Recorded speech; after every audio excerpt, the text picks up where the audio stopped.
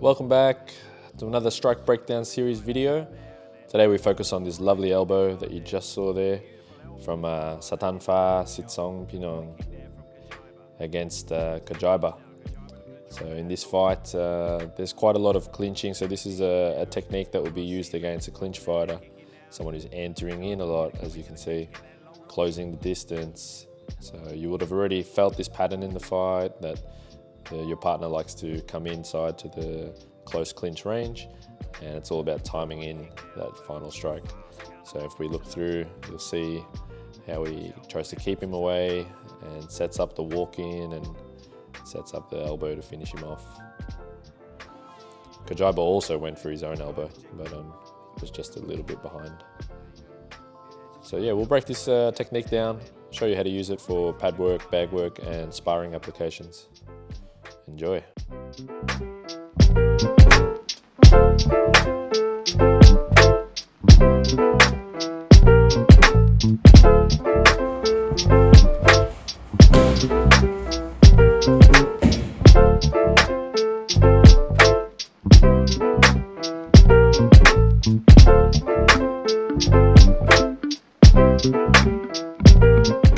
Alright, so what you see in that exchange is Sathanfah is defending against a clinch fighter in order to set this up. So with the clinch fighter, we know that they're coming forward quite aggressively and they're working their way onto that inside position.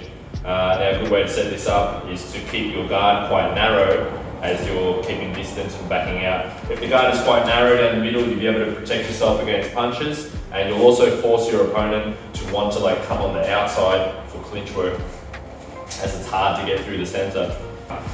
So the first time I walk in, partner's going to keep the narrow stance, the narrow guard, sorry.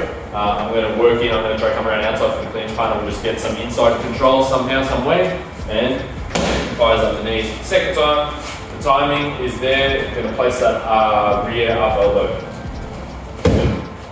The way Sathanfah throws this elbow, instead of being a regular rear, like an up elbow like this, he's going to sort of drive horizontally in at the elbow. So it's a little bit higher, sort of coming down on the target. Okay, so again, that looks like this. Okay, so I'll show you the full scenario on the pads. I walk in, I'm trying to clinch, gets the inside control, get kneed. Second time, it's about timing, understanding the range to land that elbow. I'll show you from that angle.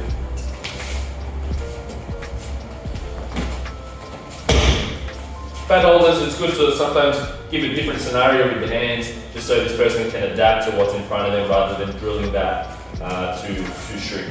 And then on the second entry, putting on that up elbow.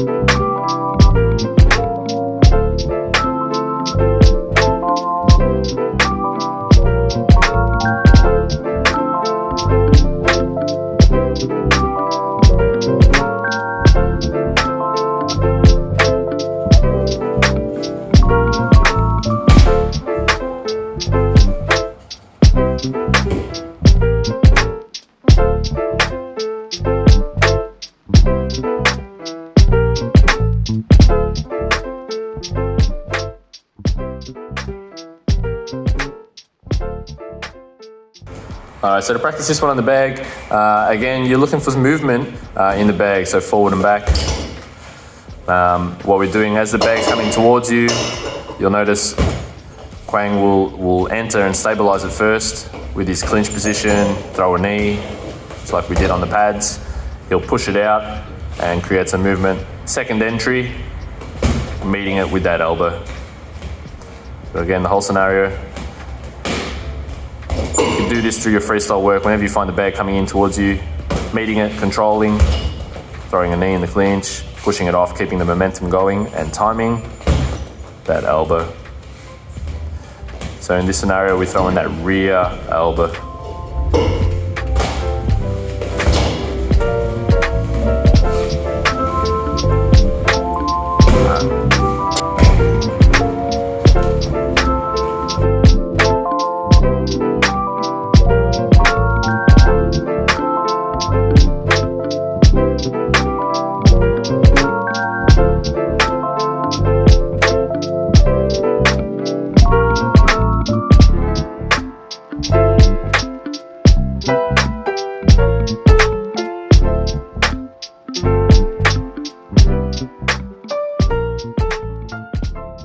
So in sparring, we don't recommend that you actually try to land the elbows on your partner.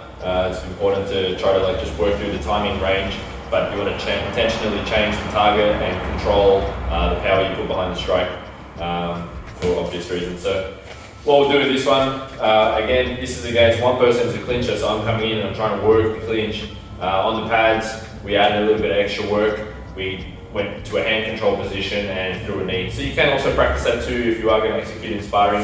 You're building the pattern, you're letting this person feel comfortable that they're getting into the clinch with you. Maybe they may even get the better of the clinch at some points. To say you throw your knee like you did on pads, but the exchange goes on and this person ends up winning the exchange. They feel more confident, they want to come in for sure, it's going to come in for the clinch. Remember we said on the pads that you're going to have narrow guard, because while I'm walking in, sometimes I'm testing with my hands. And if I can see straight down the middle, I may not necessarily go around the outside. For this setup, we want your partner to go around the outside so you can drive that elbow right down the middle, okay?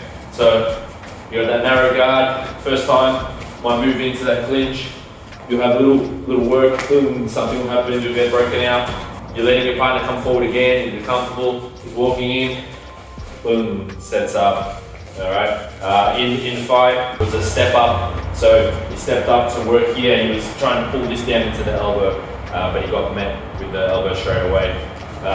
It doesn't matter. I could step up, try to go for my own elbow, I could step up for my own knee. It doesn't matter what it is, it's all about the timing and the understanding that your partner's walking in and you're certain that they're coming through into the clinch, so you're meeting them and timing them with the elbow. So to practice this in sparring, you can drill it just like similar to what we did on the pads.